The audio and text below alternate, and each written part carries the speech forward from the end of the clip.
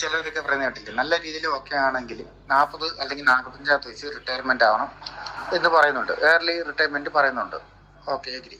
പക്ഷെ ഞാനൊരു കാര്യം ചോട്ടെ, സാറ് ഒരുപാട് കാര്യങ്ങൾ ചെയ്യുന്നുണ്ട്, ഞങ്ങളെല്ലാം പഠിപ്പിക്കുകയും എല്ലാം ചെയ്യുന്നുണ്ട്. ഒരുപാട് കാര്യങ്ങൾ, നല്ല കാര്യങ്ങൾ പറയുന്നുണ്ട്, ഇഷ്ടം പോലെ കാര്യങ്ങൾ പറയുന്നുണ്ട്. ഞാൻ പണ്ട് മുതലേ ഫോളോ ചെയ്യുന്ന ഒരു വ്യക്തിയാണ് ഞാൻ. ഇപ്പൊ എന്റെ ക്വസ്റ്റ്യൻ എന്ന് പറഞ്ഞാൽ, എന്തുകൊണ്ട് സാറ് റിട്ടയർ ചെയ്യുന്നില്ല? ആ അല്ലെങ്കിൽ പിന്നെ ഇപ്പൊ സാർ ഇപ്പോൾ ഒരു 50-55 വയസ്സ് വരെ ജോലി പിന്നെ ഇതേപോലെ ചെയ്തിട്ട് 60 വയസ്സിൽ റിട്ടയർമെന്റ് ചെയ്തിട്ട് എന്തോ കാര്യം? അതിപ്പോ സ്വാഭാവികമായിട്ട് എല്ലാവരും ചെയ്യുന്ന കാര്യമാണ്. ഇത്രയും കാര്യങ്ങൾ ചെയ്യുമ്പോൾ എന്തുകൊണ്ട് സാർ ഒരു 40 വയസ്സിലോ 42 വയസ്സിലോ റിട്ടയർ ചെയ്തിട്ട് ഫ്രീ ആയിട്ട് ലൈഫ് എൻജോയ് ചെയ്യുന്നില്ല? എൻ്റെ ഒരു ഡൗട്ടാണ്. വേറെ ഒരു രീതിയിലും ചെയ്യല്ലേ, വേറെ ഒരു രീതിയിലും പിന്നെ എടുക്കല്ലേ. ഞാൻ പറയുന്നത് വെച്ചാൽ എന്തുകൊണ്ട്? അപ്പൊ എന്നെ സംബന്ധിച്ചിടത്തോളം എൻ്റെ കാശുണ്ടെങ്കിൽ 40 വയസ്സിൽ ഞാൻ നിർത്തി. കാരണം മനുഷ്യനൊക്കെ എന്ന് പറഞ്ഞാൽ 60-65 വയസ്സ് അത്രയൊക്കെ ഉള്ളു ഒരുമാതിരിപ്പെട്ട മനുഷ്യർക്ക്. Fire, FIRE, financial independence and retire early. ഈ ഒരു ടോപ്പിക്കിനെ പറ്റിയിട്ട് അത്രയും ഫയറുള്ളൊരു ചോദ്യം നമ്മളോട് നേരിട്ട് വാട്സപ്പിൽ ഒരാൾ നമ്മളോട് ചോദിച്ചതാണ്. ഇത്തരം ചോദ്യങ്ങളാണ് നമ്മളുടെ ചാനലിനെ നിലനിർത്തുന്നതും നമ്മളുടെ ചാനൽ നടത്തിക്കൊണ്ട് പോകുന്നത് കൊണ്ട് എന്തെങ്കിലും ഉപകാരം ഉണ്ട് എന്നുള്ളത് മനസ്സിലാവുന്നതും.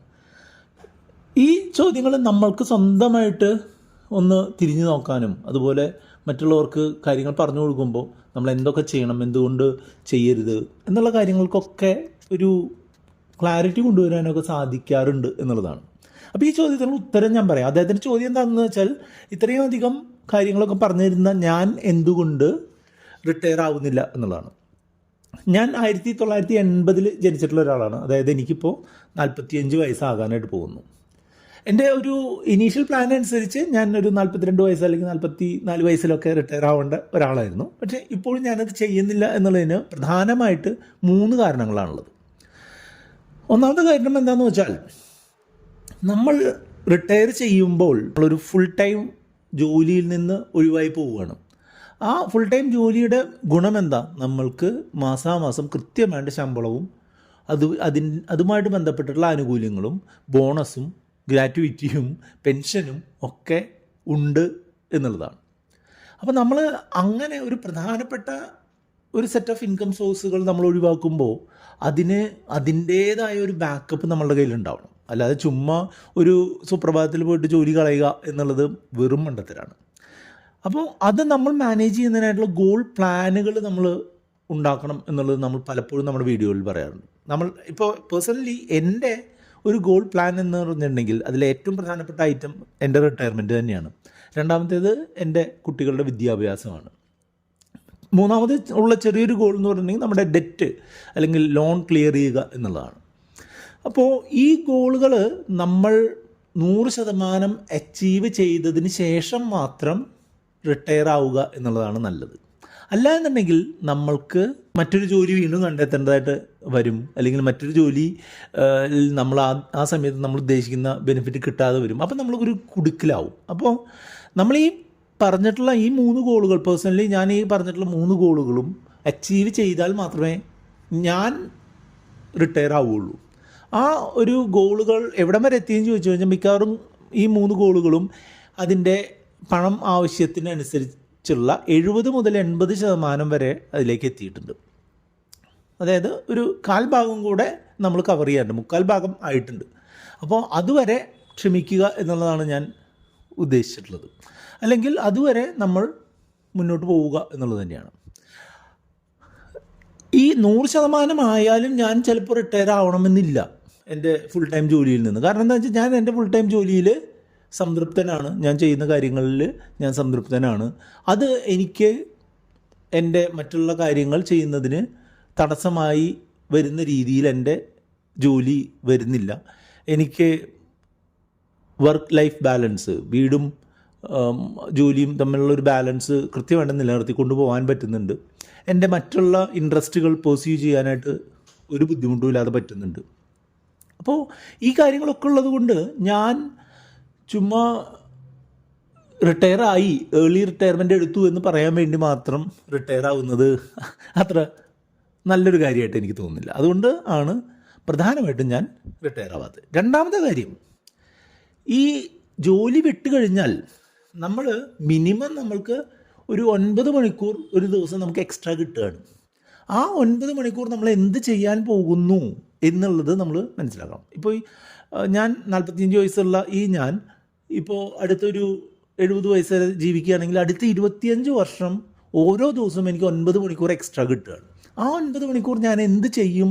അത് പേഴ്സണലി എനിക്കും എൻ്റെ കൂടെയുള്ളവർക്കും എൻ്റെ സമൂഹത്തിനും അത് എങ്ങനെ ഗുണം ചെയ്യും എന്നുള്ളതിനെ പറ്റിയിട്ടുള്ള ഒരു കൃത്യമായുള്ള രൂപരേഖ ഉണ്ടായതിന് ശേഷം മാത്രമേ ഞാൻ എന്ത് ചെയ്യുള്ളൂ, ഈ ജോലി വിടാനായിട്ട് ഉദ്ദേശിക്കുന്നുള്ളൂ. അല്ലാതെ ജോലിക്ക് പോയിക്കൊണ്ടിരുന്ന സമയത്ത് എനിക്ക് ഇല്ലാതിരുന്ന ആ സമയം കിട്ടുമ്പോൾ ഞാൻ ചുമ്മാ ടി വിയും കണ്ട് അല്ലെങ്കിൽ മറ്റെന്തെങ്കിലും ഡയലോഗ് പഠിച്ച് നടക്കുക എന്നുള്ളത് പേഴ്സണലി എനിക്ക് താല്പര്യമില്ലാത്തൊരു കാര്യമായതുകൊണ്ട് ആണ് രണ്ടാമതായിട്ട് ഞാൻ ഈ റിട്ടയർമെൻറ്റ് ഏർലി എന്നുള്ള പരിപാടി ഉപേക്ഷിച്ചിട്ടുള്ളത്.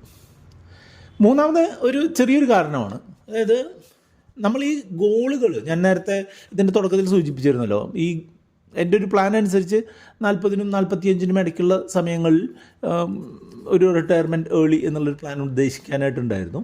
ആ ഒരു സമയത്ത് അച്ചീവ് ചെയ്യാൻ പറ്റാതിരിക്കാനായിട്ട് എൻ്റെ അഡീഷണലായിട്ട് കുറച്ച് ഗോളുകളുടെ ഇടയിൽ കയറി വന്നു. ഇപ്പോൾ ഉദാഹരണമായിട്ട് പറയുകയാണെങ്കിൽ ഇപ്പോൾ ഞങ്ങൾ വെച്ചുകൊണ്ടിരിക്കുന്ന വീട് നമ്മളൊരു കാരണവശാലും പ്ലാനിൽ ഉണ്ടായിരുന്ന ഒരു കാര്യമല്ല. അപ്പോൾ അത് നമ്മളൊരു ഇൻട്രസ്റ്റിൻ്റെ പുറത്ത് നമ്മളങ്ങ് അത് പെർസീവ് ചെയ്തു. അതിന് അത്യാവശ്യം നമ്മൾ ഉദ്ദേശിച്ചതിനേക്കാളൊക്കെ കൂടിയ ഒരു ബഡ്ജറ്റിലേക്ക് അത് പോവുകയും അപ്പോൾ അങ്ങനെ നമ്മളുടെ ഗോളുകളെ അത് ഡിലേ ചെയ്യിച്ചിട്ടുണ്ട്.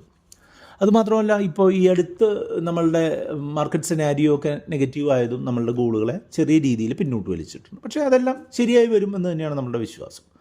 അപ്പോൾ റിട്ടയർ ചെയ്യുക എന്നുള്ളതിനേക്കാൾ ഫിനാൻഷ്യൽ ഇൻഡിപെൻഡൻസ് നേടുക, സാമ്പത്തിക സ്വാതന്ത്ര്യം നേടുക എന്നുള്ളതാണ് പ്രധാനം. FIRE എന്നുള്ളതിലെ ആദ്യത്തെ 2 അക്ഷരമായിട്ടുള്ള FI ഫിനാൻഷ്യൽ ഇൻഡിപെൻഡൻസിനാണ് പ്രാധാന്യം കൊടുക്കേണ്ടത്. എന്തിനല്ല? റിട്ടയർമെൻറ്റ് ഏർലി RE എന്ന് പറഞ്ഞ രണ്ടാമത്തെ അക്ഷരത്തിനല്ല പ്രാധാന്യം കൊടുക്കേണ്ടത്, പേഴ്സണലി ഞാൻ പറയുകയാണെങ്കിൽ.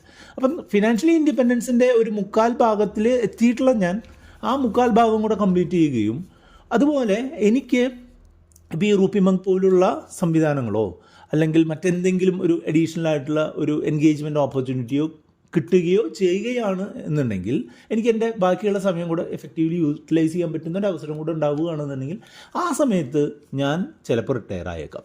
നമ്മളുടെ ഓരോരുത്തരുടെയും ഇൻഡിവിജ്വലിൻ്റെ ഫ്ലെക്സിബിലിറ്റിയാണ് പ്രധാനം. അല്ലാതെ 40 വയസ്സിൽ റിട്ടയർ ചെയ്യണം എന്നുള്ളത് ഒരു റൂളായിട്ട് കൊണ്ടു നടക്കുക എന്നുള്ളതിനേക്കാൾ നമ്മൾക്ക് സൗകര്യപ്രദമായ സമയത്ത് നമ്മൾക്ക് ആ തീരുമാനം എടുക്കാനുള്ള ഒരു ഫിനാൻഷ്യൽ ഇൻഡിപെൻഡൻസ് ഉണ്ടാക്കിയതിന് ശേഷം റിട്ടയർ ചെയ്യുന്നതിനെ പറ്റി ആലോചിക്കുക എന്നുള്ളതാണ് നമ്മൾ ചെയ്യേണ്ടത്. അല്ലാതെ 40-ാം വയസ്സ് തികയുന്നെന്ന് ഒരു സ്വിച്ച് ഇട്ട പോലെ നമ്മൾ ജോലി സ്റ്റോപ്പ് ചെയ്ത് നമ്മൾ വീട്ടിലിരിക്കാൻ തുടങ്ങുക എന്നുള്ളത് അത്ര നല്ലൊരു തീരുമാനമായിട്ട് എനിക്ക് തോന്നുന്നില്ല. പകരം നമ്മൾ കംഫർട്ടബിളായിട്ട് എത്ര ദൂരം മുന്നോട്ട് പോകുന്നു അത്രയും മുന്നോട്ട് പോവുക. ഈ റിട്ടയർമെൻറ്റ് ഏർലി എന്ന് പറഞ്ഞിട്ടുണ്ടെങ്കിൽ ഈ ഒരു സമയത്ത് വളരെയധികം ആളുകളുടെ ഒരു ഡ്രീമാണ്.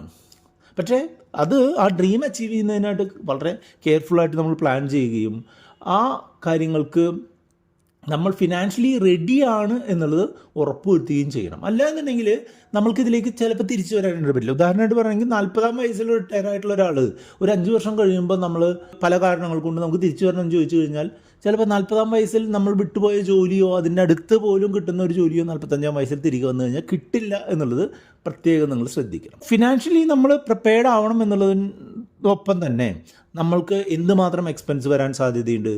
നമ്മൾക്ക് ഈ 40-ാം വയസ്സിൽ റിട്ടയർ ആവുന്ന ആൾ 80 വയസ്സ് വരെ 40 വർഷം ജീവിക്കുമ്പോൾ നമുക്ക് വരാൻ സാധ്യതയുള്ള എക്സ്പെൻസുകൾ എങ്ങനെ നമ്മൾ അച്ചീവ് ചെയ്യും, അതിന് നമ്മളുടെ കയ്യിൽ അതിനുള്ള സേവിങ്സ് ഉണ്ടോ, അതിനുള്ള അസറ്റുകളുണ്ടോ എന്നുള്ളതെല്ലാം കൃത്യമായിട്ട് മനസ്സിലാക്കിയാൽ മാത്രമേ നമ്മൾ സേഫായിട്ട് നമുക്ക് റിട്ടയർ ചെയ്യാനായിട്ട് പറ്റുള്ളൂ. നമ്മളെപ്പോഴും ഈ നമ്മളുടെ എക്സ്പെൻസുകൾ എസ്റ്റിമേറ്റ് ചെയ്യണം, ഇൻകം എത്രയാണെന്നുള്ള എസ്റ്റിമേറ്റ് ചെയ്യണം. നമ്മൾക്ക് അസറ്റുകൾ വിറ്റോ അല്ലെങ്കിൽ അതിൽ നിന്ന് പ്രോഫിറ്റ് എടുത്തോ നമ്മൾക്ക് ഈ എക്സ്പെൻസുകൾ മീറ്റ് ചെയ്യാൻ പറ്റുമോ എന്നുള്ളത് ഇത് ചെയ്യണം. സാധാരണ എല്ലാവരും പറയാറുള്ളത് ഒരു മാസം ഒരു 50,000 രൂപ നിങ്ങൾക്ക് മാസച്ചെലവ് വേണ്ട ഒരാളാണെന്നുണ്ടെങ്കിൽ മിനിമം ഒരു 1.5 കോടി രൂപയെങ്കിലും അസറ്റുകളിലും ബാലൻസും ഒക്കെ ആയിട്ടുള്ള ആളുകൾ മാത്രം ആ കാര്യത്തേക്ക് ശ്രദ്ധിക്കുക എന്നുള്ളതാണ്. ഇത് ഈ റിട്ടയർമെൻറ്റ് ചെയ്യുന്നതിന് വേണ്ടിയിട്ടുള്ള തുക മാത്രമാണ്. മറ്റുള്ള ഗോളുകൾ നമ്മളുടെ ഇപ്പോൾ കുട്ടികളുടെ വിദ്യാഭ്യാസത്തിന് പ്രാധാന്യം കൊടുക്കുന്നവർക്ക് അതിനുള്ള ചിലവ്, കുട്ടികളുടെ വിവാഹത്തിന് പ്രാധാന്യം കൊടുക്കുന്നവർക്ക് അതിനുള്ള ചിലവ്, അതുപോലെ ഇതൊന്നും കൂടാതെ മറ്റുള്ള എന്തെങ്കിലും ചിലവുണ്ടെങ്കിൽ അത്, ആ കാര്യങ്ങൾക്കൊക്കെയുള്ള ഗോളുകൾ ഓൾറെഡി നമ്മൾ ഈ തുക കൂടാതെ ഉണ്ടാവണം. ഈ ഞാൻ പറഞ്ഞ 50,000 മാസം വിഡ്രോ ചെയ്യാൻ ഉദ്ദേശിക്കുന്ന ഒരാൾ 1.5 കോടി രൂപ ആ റിട്ടയർമെൻറ്റ് ഫണ്ടിൽ ഉള്ളതിന് പുറമെ ഈ കാര്യങ്ങൾക്കൊക്കെയുള്ള കുട്ടികളുടെ വിദ്യാഭ്യാസം, വിവാഹം, മറ്റുള്ള ആവശ്യങ്ങൾക്കൊക്കെയുള്ള തുക നമ്മൾ കണ്ടെത്തിയതിന് ശേഷം മാത്രമേ റിട്ടയർ ചെയ്യാനായിട്ട് പാടുള്ളൂ. മനസ്സിലായില്ലേ? അല്ലെങ്കിൽ നമുക്ക് പണമില്ല എന്ന് പറഞ്ഞ് രണ്ടാമത് തിരിച്ച് ജോലിയിലേക്ക് വരേണ്ട ഒരു ഘട്ടം ഉണ്ടായിക്കഴിഞ്ഞാൽ അത് നമ്മൾക്ക് ഇപ്പോൾ ഉള്ളതിനേക്കാൾ മോശം ഒരു അവസ്ഥയായിരിക്കും ഉണ്ടായിരിക്കുക. ഇതൊന്നും കൂടാതെ നമ്മൾ ശ്രദ്ധിക്കേണ്ട മറ്റൊരു കാര്യം എന്താണെന്ന് വെച്ചാൽ ഹെൽത്ത് കെയർ കോസ്റ്റാണ്. ഓരോ വർഷം കഴിയും തോറും നമ്മളുടെ ജീവിത ചെലവുകൾ ഉയരുന്നത് പോലെ അതിനേക്കാൾ ഉയർന്ന രീതിയിൽ നമ്മളുടെ ആശുപത്രി ചെലവും അതുമായിട്ട് ബന്ധപ്പെട്ട ചികിത്സാ ചെലവുകളും കൂടി വരികയാണ്. അപ്പോൾ അതിന് വേണ്ടിയിട്ടുള്ള പ്ലാനിങ് കൃത്യമായിട്ടുണ്ടായിരിക്കണം. അത് നമ്മൾ അതിന് ഡെഡിക്കേറ്റഡ് ആയിട്ടുള്ള ഇൻഷുറൻസുകളും അതിന് ഡെഡിക്കേറ്റഡ് ആയിട്ടുള്ള ഇൻവെസ്റ്റ്മെൻറ്റുകളും കൃത്യമായിട്ട് നമുക്കുണ്ടായിരിക്കണം. ഇതിലെല്ലാം പുറമെ നിങ്ങൾ ശ്രദ്ധിക്കേണ്ട ഒരു കാര്യം എന്താണെന്ന് വെച്ചാൽ നമ്മൾ റിട്ടയർ ആവുന്നതിന് മുമ്പ് തന്നെ നമ്മളുടെ എല്ലാ തരത്തിലുള്ള ബാധ്യതകളും, ലോൺ ബാധ്യതകളെല്ലാം തന്നെ ഒഴിവാക്കുക എന്നുള്ളത് വളരെ പ്രധാനപ്പെട്ട ഒരു കാര്യമാണ്. പിന്നെ നമ്മൾ റിട്ടയർ ആവുന്നതിന് മുൻപ് നമ്മൾ ചിന്തിക്കേണ്ട കാര്യം എന്താണെന്ന് വെച്ചാൽ നമ്മളെ എവിടെ റിട്ടയർ ആവുന്നു, അതിനുശേഷം എങ്ങനെ ജീവിക്കുന്നു, എങ്ങനെ സമൂഹത്തിൽ ഇടപെടുന്നു, നമ്മളുടെ കാര്യങ്ങൾ എന്തൊക്കെയായിരിക്കും, നമ്മളുടെ ചിലവുകളിൽ ഇപ്പോൾ നമ്മുടെ വീട്ടു ചിലവുകൾ മാത്രമല്ല, നമ്മൾ വീട്ടിലിരിക്കുന്ന സമയത്ത് ചിലപ്പോൾ അഡീഷണൽ ആയിട്ട് മറ്റുള്ള ചിലവുകൾ വരാം, മറ്റുള്ള എൻഗേജ്മെൻറ്റുകളിൽ പോകുമ്പോൾ അതിനുള്ള ചിലവുകൾ വരാം. ആ കാര്യങ്ങളൊക്കെ നമ്മൾ എങ്ങനെ മാനേജ് ചെയ്യുന്നു എന്നുള്ളതും കൂടെ നമ്മളുടെ ഒരു ലൈഫ് സ്റ്റൈലിൻ്റെ ഭാഗമായിട്ട് നമ്മൾ കൺസിഡർ ചെയ്യുന്നതാണ്. ഇതൊന്നും കൂടാതെ ഇൻഫ്ലേഷൻ, അതുപോലെ ടാക്സേഷൻ മുതലായിട്ടുള്ള കാര്യങ്ങളും അവിടെ കൺസിഡർ ചെയ്യണം. ഇപ്പോൾ ഒരു 6 വർഷം മുൻപ് നമ്മൾ മ്യൂച്വൽ ഫണ്ടിലോ സ്റ്റോക്കിലൊക്കെ നിക്ഷേപിച്ച് തിരിച്ചെടുക്കുന്ന ലാഭത്തിന് 1 രൂപ പോലും ടാക്സ് കൊടുക്കേണ്ടിയിരുന്നില്ല. അതിനുശേഷം അത് 10% ടാക്സ് വർദ്ധിച്ചു.